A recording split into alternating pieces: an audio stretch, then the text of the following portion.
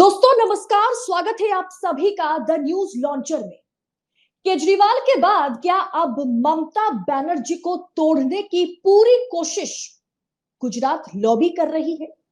देश में एकमात्र महिला मुख्यमंत्री ममता बनर्जी है और उन्हें बंगाल के राज्यपाल ने 11 करोड़ का नोटिस थमा दिया है। मामला बहुत ही गंभीर है क्योंकि दिल्ली चुनाव में हमने देखा किस तरीके से केजरीवाल को उखाड़ के फेंका गया और 27 साल बाद भारतीय जनता पार्टी की सरकार बनी दिल्ली में। कंट्रोल रूम सबसे पहले तौसीफ अहमद सर को जोड़ लीजिए हमारे साथ। स्वागत है सर द न्यूज लॉन्चर के मंच पर हमारे साथ जुड़ने के लिए। क्या केजरीवाल के बाद अब ममता बनर्जी टारगेट में है भारतीय जनता पार्टी के लिए? राज्यपाल सिटिंग सीएम को नोटिस थमा रहे हैं 11 करोड़ का, साथ में इसमें 2 विधायक और है, पूर्व राज्यसभा सांसद कुणाल घोष भी मौजूद हैं, राडर पर हैं ये 3 नेता ममता बनर्जी के साथ साथ। अदिति, आपने सही कहा, बंगाल को टारगेट किया जा रहा है, लेकिन ये बंगाल को टारगेट करना कोई नई बात नहीं है। बीजेपी के लिए वो जब से पावर में आई है वो ने हर तरह के षड्यंत्र को जो है अपनाया है, हर तरह के ट्रिक को अपनाया है कि बंगाल में किसी तरीके से वो अपनी सरकार बना पाए। यहाँ और राज्यपाल का इस्तेमाल करना ये कोई नई बात नहीं है। जब जगदीप धनखड़ भी थे, उनके खिलाफ भी बहुत सारे कंप्लेंट्स आए, और अब जबकि सीवी रमन, अभी जो सीवी बोस हैं, उनको उनके खिलाफ भी कंप्लेन, उनके खिलाफ तो ऐसे कंप्लेन है कि खुद राज्य गवर्नर हाउस की एक महिला कर्मचारी, उन्होंने राज्यपाल के खिलाफ सेक्सुअल हरासमेंट का केस कंप्लेंट दर्ज किया कोलकाता पुलिस में। और कोलकाता पुलिस ने तो वहां से राजभवन के कुछ अफसर को भी पूछताछ के लिए बुलाया। राज्यपाल क्योंकि एक कॉन्स्टिट्यूशनल पोस्ट पे है, उन पे इम्यूनिटी है, तो उन्हें जो कोलकाता पुलिस समन नहीं कर सकती। ये देखिए, कानून का व्यवस्था है, ये हमारा कॉन्स्टिट्यूशनल स्कीम है। लेकिन राज्यपाल के खिलाफ अपने आप में उन्हीं के दफ्तर में या उन्हीं के राजभवन में काम करने वाली एक महिला एम्प्लॉय का इस तरीके से कंप्लेन करना बहुत दुर्भाग्यपूर्ण बात है। जी तौसीफ जी, मैं अपने दर्शकों को इतना कह देना चाहती हूँ कि ये जो पूरा मामला है ना, ये महज 8 महीना पुराना है, जब ममता बनर्जी ने ये टिप्पणी की थी कि मेरे जो 2 विधायक हैं, जिसमें एक महिला विधायक रही, उन्हें मैं राज्यपाल के पास राजभवन शपथ ग्रहण के लिए नहीं भेज सकती।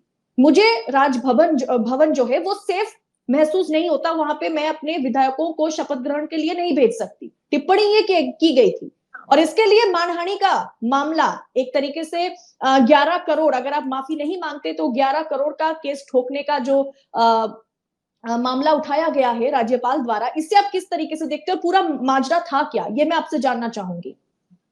देखिए, ये उस जमाने की बात है, जगदीप धनखड़ जो है गवर्नर थे और 2 असेंबली सीट में बाई इलेक्शन हुआ था, 2 एमएलए जीत करके आए थे। उनके शपथ ग्रहण का मामला है, उन्हें डायरेक्शन दिया गया, आप डेप्यूटी स्पीकर के पास में जो है आप ले लीजिए अपनी शपथ। लेकिन उन्होंने रिफ्यूज किया, उन्होंने बैठ करके प्रोटेस्ट किया असेंबली के बाहर में, जिससे बीजेपी को या गवर्नर को जो है नाराजगी हुई और उन्होंने जो है इस तरीके का एक मानहानि का दावा किया।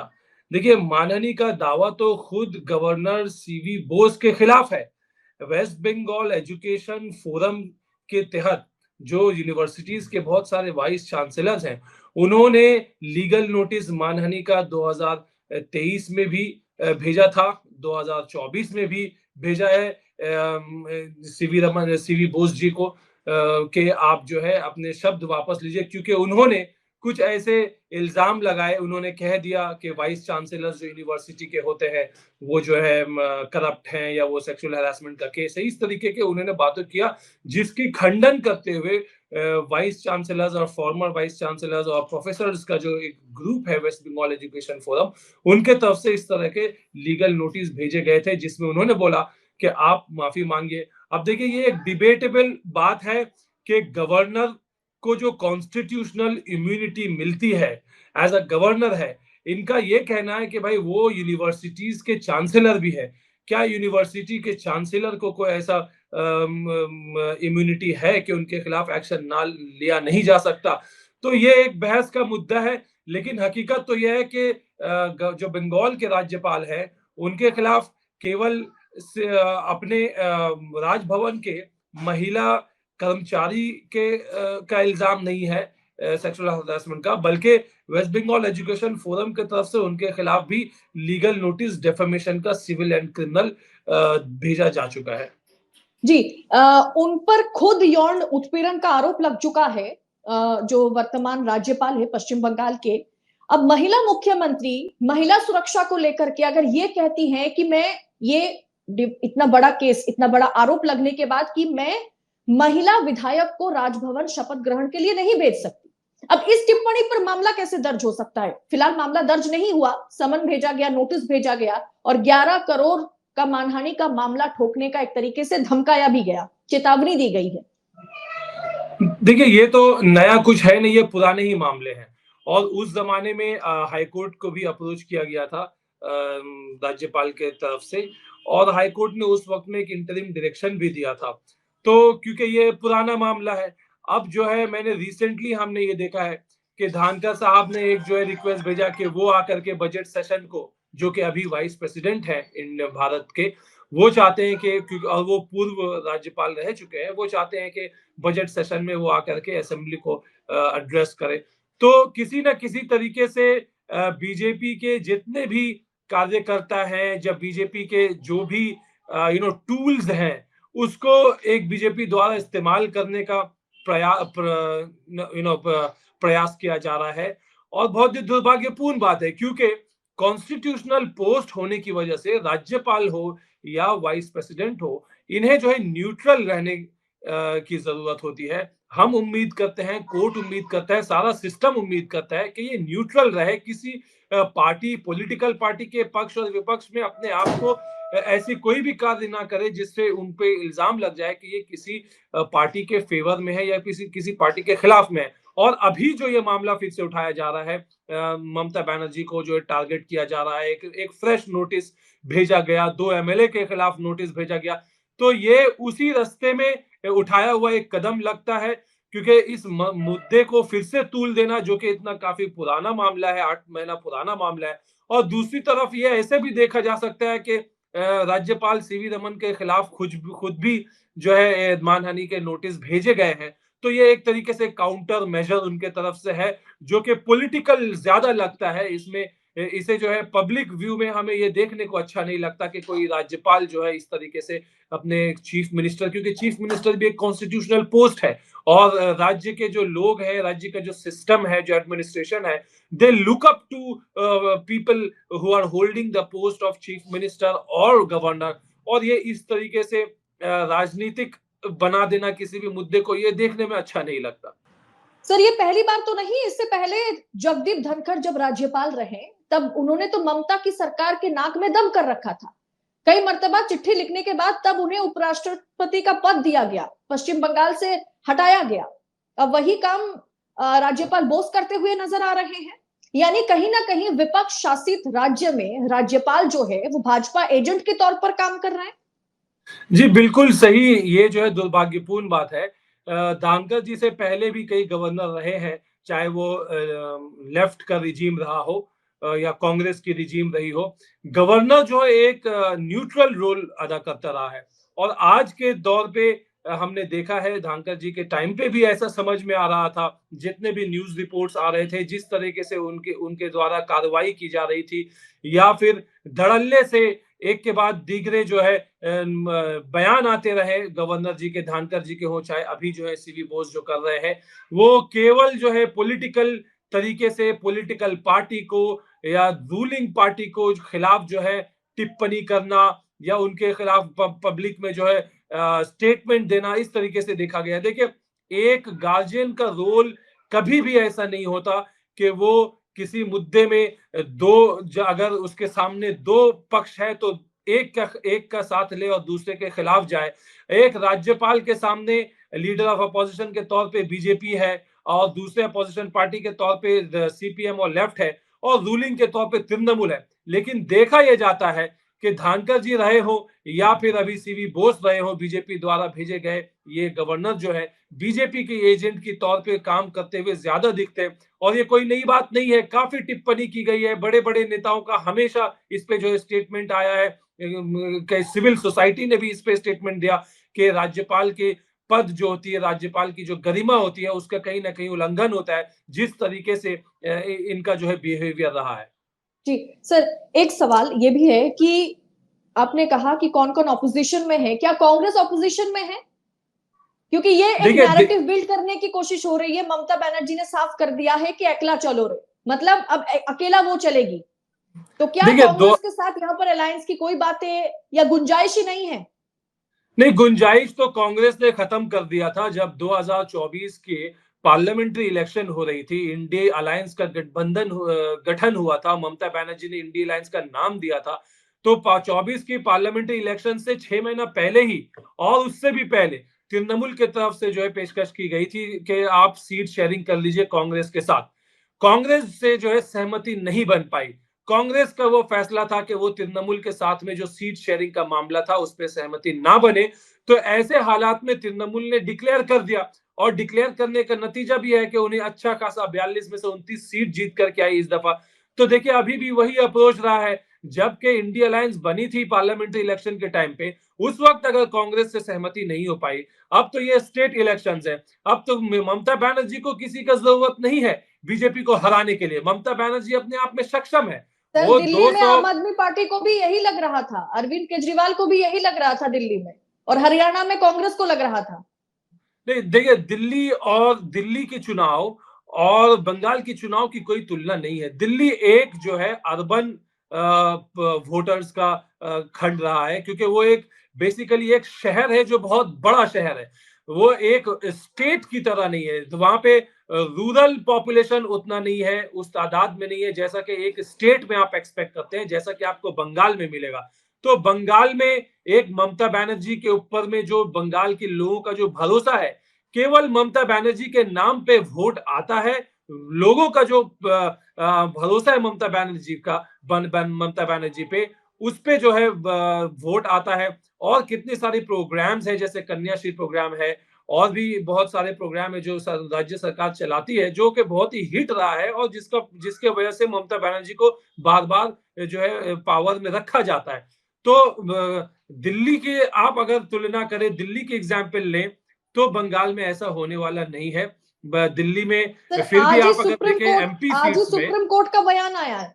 सुप्रीम कोर्ट ने यह टिप्पणी की है कि फ्री वीज के नाम पर अब कितना वोट मांगेंगे, और बंगाल में भी शायद वही प्रथा जो है चलती आ रही है, फ्री वीज के नाम पर। अब देखिए नौकरी पैदा कीजिए।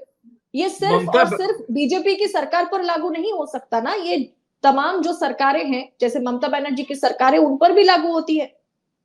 देखिए ममता बनर्जी ने तो रास्ता दिखाया है। ममता बनर्जी को कॉपी करती है बीजेपी। महाराष्ट्र में जो जीती है बीजेपी उसका जो है क्रेडिट देती है उनकी लाडली बहन स्कीम को। उन्हें कहते हैं कि भाई लाडली बहन स्कीम से उन्हें बहुत हेल्प हुआ, वोटर्स जो है उनको वोट में तब्दील हुए, वहां की महिला वोटर।